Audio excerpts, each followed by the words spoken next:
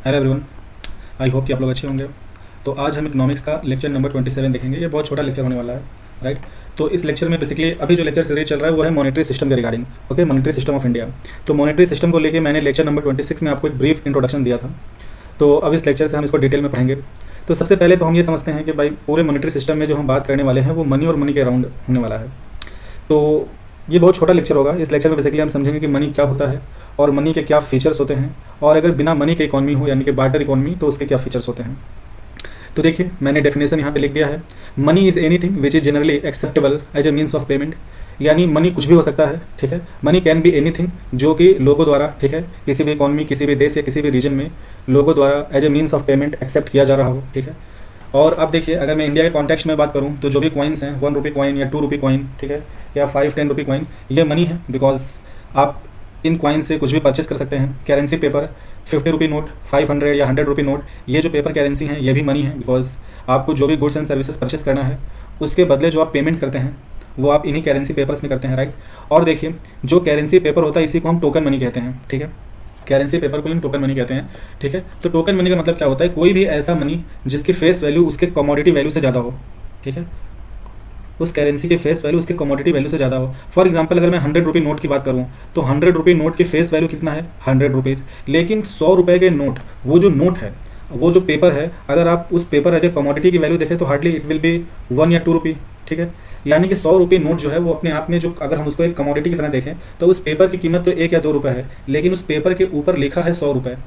तो जो उस पेपर के ऊपर लिखा है वो उसकी फेस वैल्यू है। यानी वो सभी करेंसी नोट्स या वो सभी मनी के फॉर्म, ठीक है, वो सारे मनी के फॉर्म जिनका फेस वैल्यू या उन पे लिखी हुई वैल्यू उसके कमोडिटी से कहीं ज़्यादा हो, उन सच टाइप ऑफ मनी को हम टोकन मनी कहते हैं। तो 50 रुपये नोट एक टोकन मनी है, 100 रुपीज़ नोट एक टोकन मनी है, 500, बिकॉज फेस वैल्यू 500 है बस, लेकिन उस नोट एज ए कमोडिटी की वैल्यू 1 या 2 रुपये होगी, ठीक है। तो money is anything which is generally acceptable in any economy as a means of payment, ठीक है।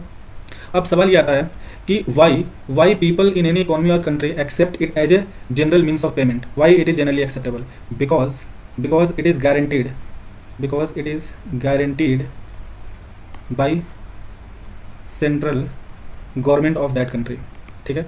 अगर आप 100 रुपये का नोट को उठाएं और उसको देखें तो उस नोट पे आपको ये देखने को मिलेगा कि ऊपर लिखा होता है रिजर्व बैंक ऑफ इंडिया और उसके नीचे लिखा होता है गारंटीड बाई सेंट्रल गवर्नमेंट। यानी कि वो जो 100 रुपये की नोट है जिस पे फेस वैल्यू 100 रुपीज़ लिखा है ना, वो 100 रुपये की वैल्यू या वो फेस वैल्यू केंद्र सरकार गारंटी करती है जो भी बियरर है उसको देने के लिए। और अगर आप उस नोट में और नीचे आके पढ़ेंगे तो उसमें लिखा होता है कि Reserve Bank of India guaranteed by central government, और उस पर नीचे लिखा होता है कि I promise the bearer this sum of ₹100। Okay, तो मैं जो भी इस नोट का बियरर या होल्डर है उसको आरबीआई या गवर्नमेंट प्रॉमिस करती है कि उसे 100 रुपीज़ की वैल्यू देगी, और फिर नीचे आरबीआई गवर्नर का सिग्नेचर होता है। सिंस एनी मनी किसी भी इकॉनमी या किसी भी रीजन या किसी कंट्री में जो भी मनी होता है वो वहाँ की गवर्नमेंट द्वारा इशूड, ठीक है, इशूड या गारंटीड बाय द गवर्नमेंट होता है, इसीलिए वो generally acceptable as a means of payment है। और एग्जांपल मैंने दिया coins, currency paper, token money. अब टोकन मनी कुछ भी हो सकता है, आप वो सभी तरह के मनी इमेजिन कर लीजिए जिसकी कि फेस वैल्यू उसके कमोडिटी वैल्यू से कहीं ज़्यादा हो, यानी जिस चीज़ से वो मनी बनी है उस कमोडिटी की वैल्यू उसके फेस वैल्यू से कहीं कम है, ठीक है। तो ये तो मनी का मोटा मोटा बात। तो कोई भी चीज़ अगर वो गवर्नमेंट द्वारा गारंटीड नहीं है तो उसको लोग जनरली एक्सेप्ट नहीं करेंगे।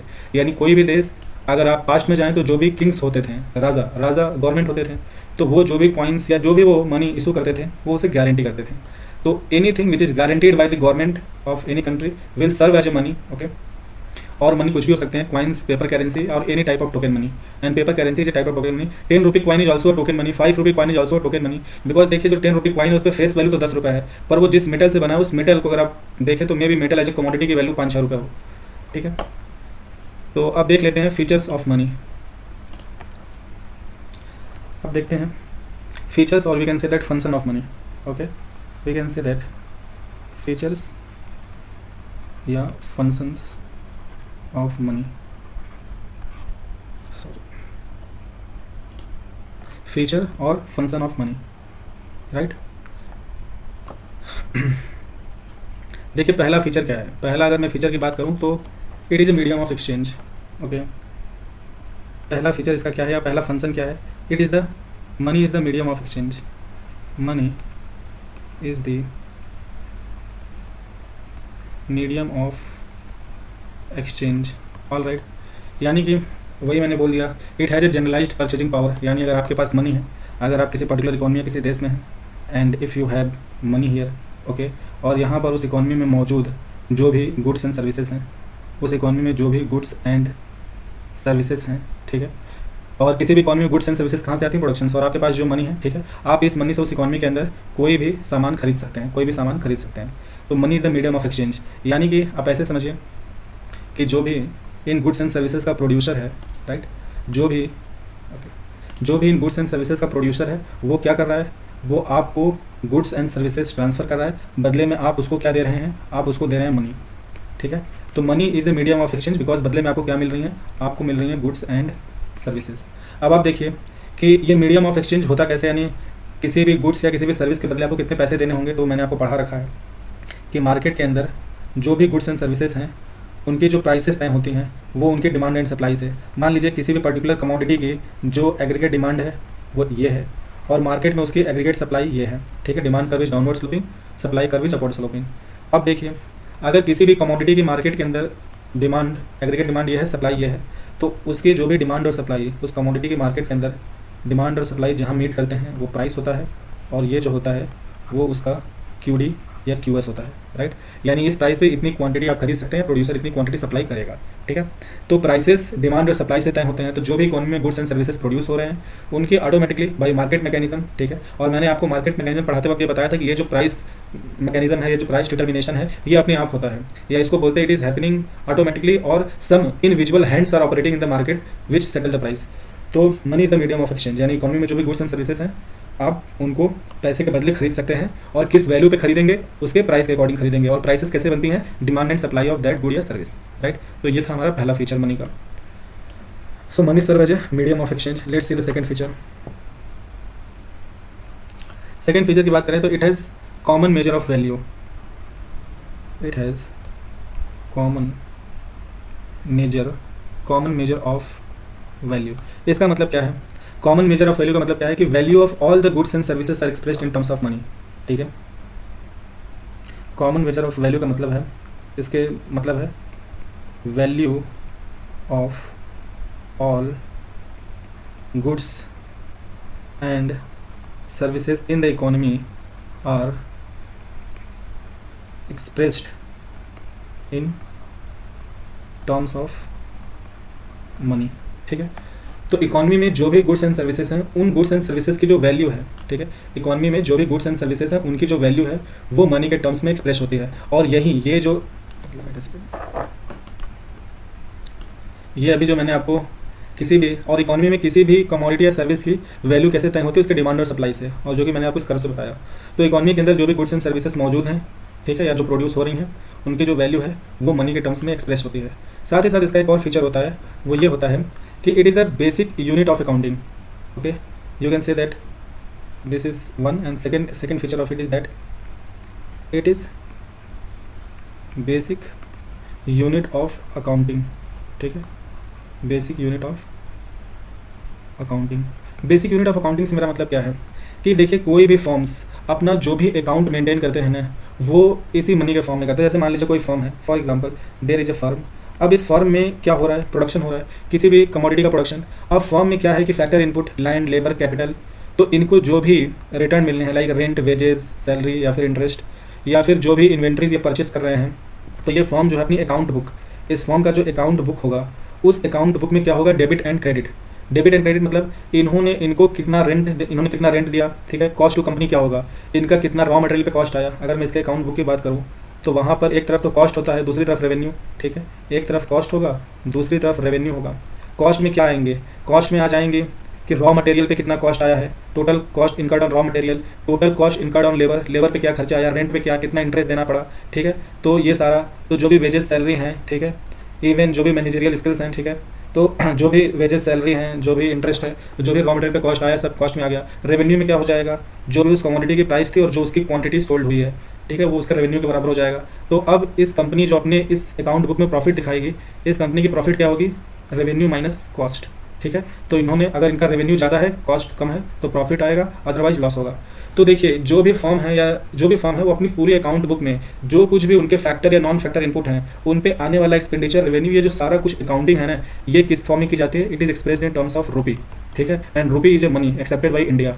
ठीक है। तो रूपी is the money which is accepted by India and this रूपी is either in the forms of currency paper और द कॉइन्स, ठीक है।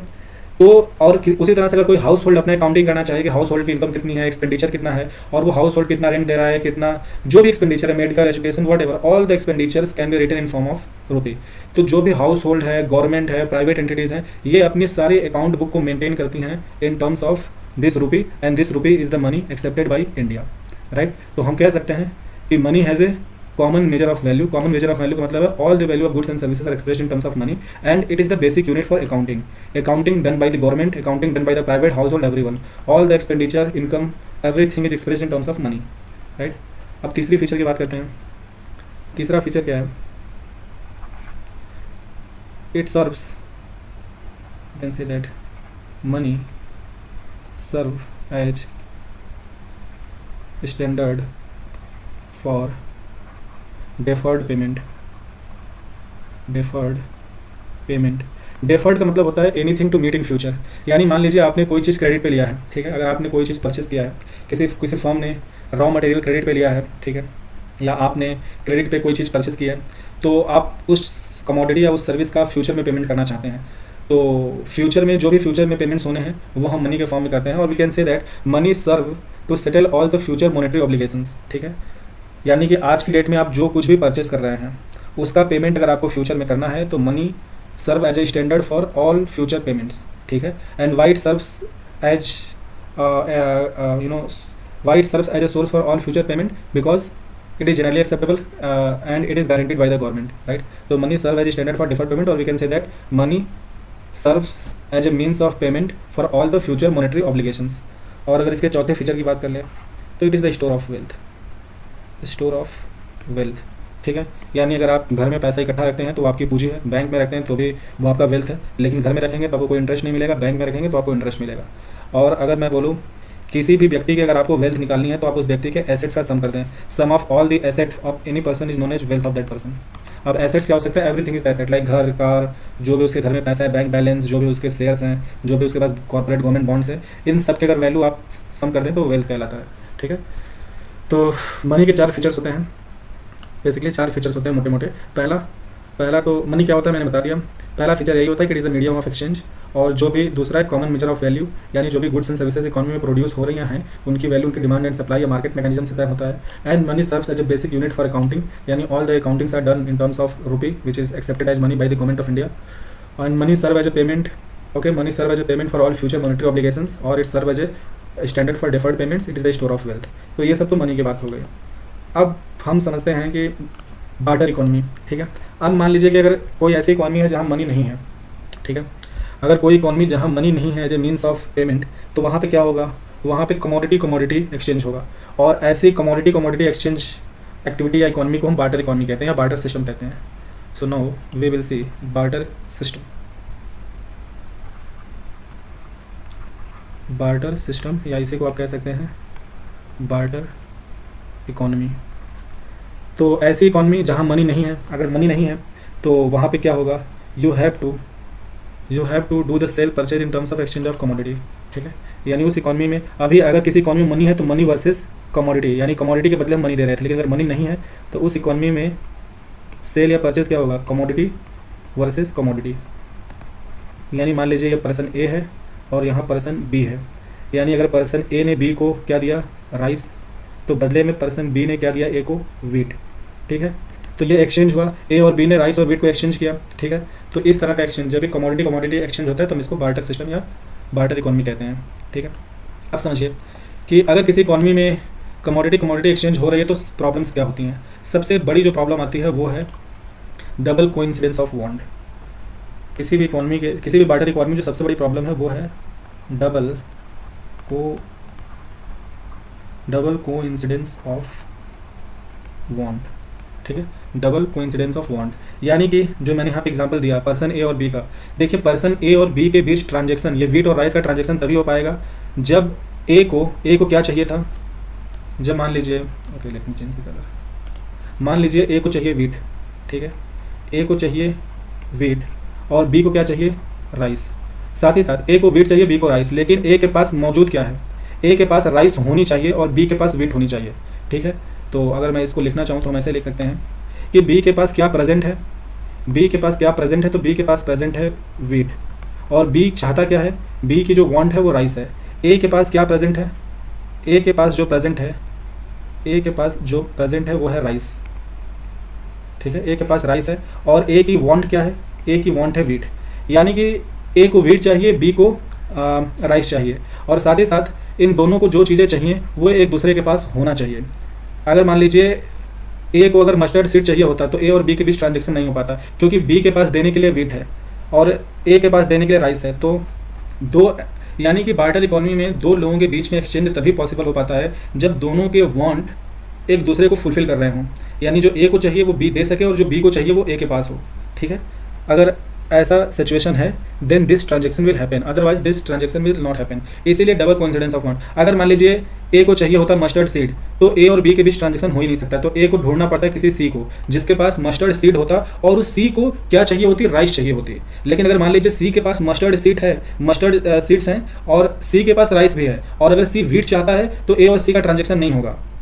ए फिर इन दैट केस सी को कोई ऐसा व्यक्ति ढूंढना पड़ेगा जिसको मस्टर्ड चाहिए, बदले में वो उसे वीट दे सके, राइट। यानी अगर मैं यहाँ पर बात करूँ सी की, और अगर सी की बात करें कि सी के पास क्या प्रेजेंट है, सी के पास है मस्टर्ड सीड्स, और सी की वांट क्या है, सी की वांट है वीट, ठीक है। सी के पास मस्टर्ड सीड और राइस दोनों हैं।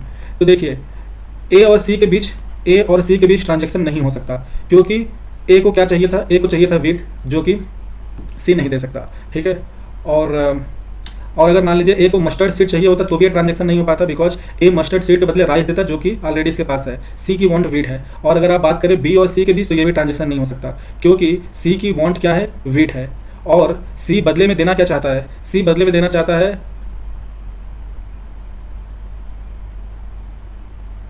ओके अगर सी के पास मस्टर्ड सीड राइस दोनों है तो बी और सी के बीच में ट्रांजेक्शन हो जाएगा, बिकॉज इस केस में क्या है कि सी जो है वो बी को क्या दे देगा, राइस दे देगा, और बी को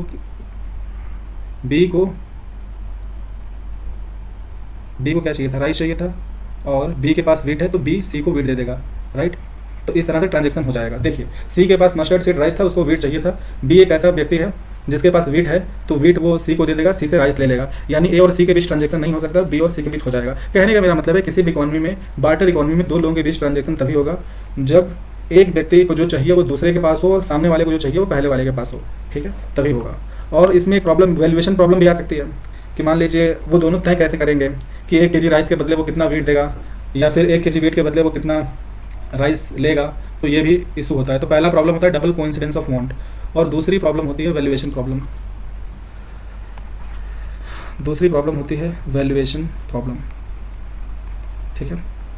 अब देखिए सेम एग्जांपल ले लेते हैं, ए और बी अगर दो व्यक्ति हैं, ठीक है, ए के पास राइस है, बी के पास वीट है, ठीक है। अगर ए अपना वीट ए को मतलब बी वीट देता है, इसको राइस, अगर मान लीजिए ए को वीट चाहिए और इसको राइस चाहिए, ठीक है, तो इनके बीच में ट्रांजेक्शन हो जाएगा, राइट। लेकिन सवाल यह है कि अब वैल्यूएशन कैसे तय होगी। जैसे मनी के केस में डिमांड एंड सप्लाई तो वैल्यू तय करते रहते हैं, किसी भी कमोडिटी की 1 kg की वैल्यू कितनी होगी, लेकिन यहाँ पर वैल्यूएशन कैसे होगी, यानी कि यहाँ पर जो बड़ी प्रॉब्लम है वो ये है कि 1 kg राइस के बदले how much kg of wheat, ठीक है, या फिर आप कह सकते हैं 1 kg वीट के बदले how much kg of rice. तो ये एक बड़ी प्रॉब्लम होती है, वैल्यूएशन प्रॉब्लम, ठीक है।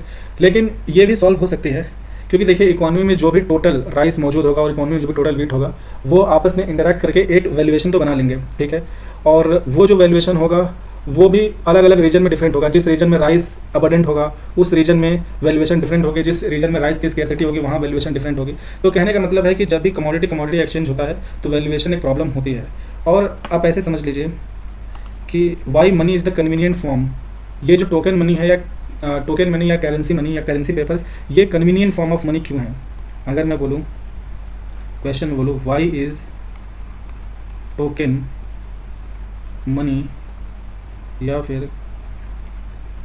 Currency money is most convenient form, why token money या करेंसी मनी इज कन्वीनियंट। तो आप देखें अगर मान लीजिए मैं वीट को मनी बना देता हूँ किसी इकॉनमी में, अगर हम किसी इकॉनमी में वीट को मनी बनाते हैं तो प्रॉब्लम क्या आएगी।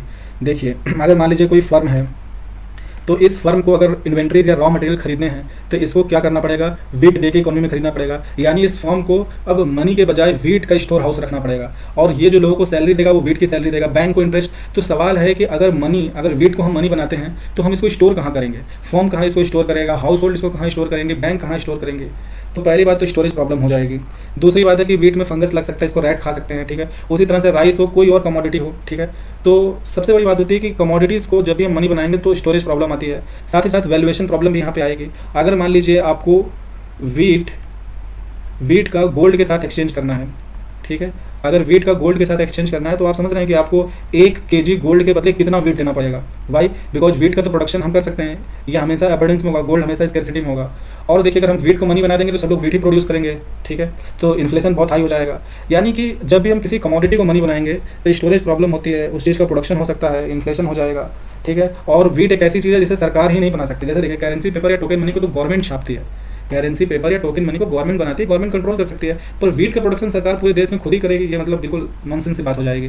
तो इसीलिए टोकन मनी या करेंसी पेपर सबसे कन्वीनियंट फॉर्म है, बिकॉज इनको स्टोर करना आसान होता है, they are very light weight, okay, they are very easy in transaction, okay, and they are act as a basic unit for accounting. और wheat को अगर आप लेकर अकाउंटिंग करेंगे तो मतलब कितना सारा आपको वीट इकट्ठा करना पड़ेगा, ट्रांजेक्शन कितने फालतू होंगे।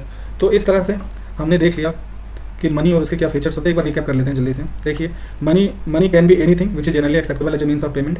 तो मनी को हम एज ए पेमेंट क्यों एक्सेप्ट करते हैं, बिकॉज ये उस देश की सरकार द्वारा गारंटीड होती है। Money coins, paper currency, token money कुछ भी हो सकता है। टोकन मनी कोई भी ऐसी मनी होती है इसकी फेस वैल्यू उसके कमोडिटी वैल्यू से कहीं ज़्यादा होती है। अब अगर हम मनी के फीचर की बात करें तो पहला फीचर है कि it act as a medium of exchange. Money के बदले आप कोई भी कमोडिटी खरीद सकते हैं, और मनी के बदले आप किसी भी कमोडिटी के बदले कितना मनी देंगे वो उसके प्राइस पर डिपेंड करता है, और प्राइस डिमांड एंड सप्लाई से तय होती है मार्केट में। और दूसरा कि मनी जो है इसकी कॉमन मेजर ऑफ वैल्यू होती है, यानी इकोनॉमी के अंदर जितने भी गुड्स एंड सर्विसेज हैं उन सबकी वैल्यू मनी के टर्म्स में हम एक्सप्रेस करते हैं। और money act as a basic unit for accounting.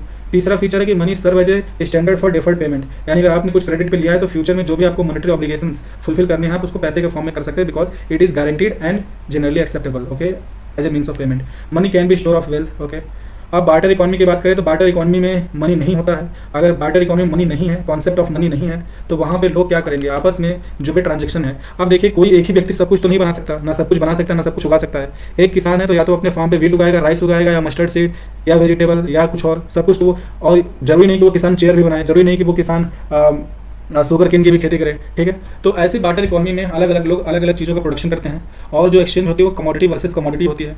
तो जो सबसे बड़ी प्रॉब्लम होती है वो डबल कोइंसिडेंस ऑफ वांट होती है, यानी दो लोग के बीच ट्रांजेक्शन तभी होगा जब दोनों एक दूसरे के वांट को फुलफिल करें, और उस वांट को फुलफिल वो वांट मैच करनी चाहिए, राइट।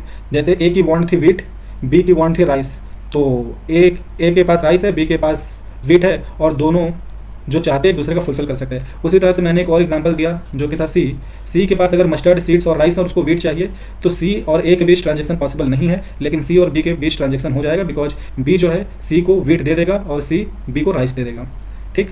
तो डबल कोइंसिडेंस ऑफ वांट जरूरी है। दूसरा प्रॉब्लम होती है वैल्यूएशन प्रॉब्लम, यानी कि अगर हम कमोडिटी एक्सचेंज कर रहे हैं तो valuation will be a bigger problem. और दूसरी बात है, किसी कमोडिटी को जब हम मनी बना देंगे तो उसके साथ स्टोरेज प्रॉब्लम और बहुत सारी तरह के प्रॉब्लम्स आ जाएंगे, जो कि मैंने आपको यहाँ बताया कि वाई टोकन मनी और currency money is the most convenient form of money. तो आज के लेक्चर में इतना ही। अगले लेक्चर में हम देखेंगे कि what are types of money, तो जो भी डिफरेंट टाइप्स ऑफ मनी है हम उनको पढ़ेंगे, उनके फीचर्स को समझेंगे। For today, thank you so much.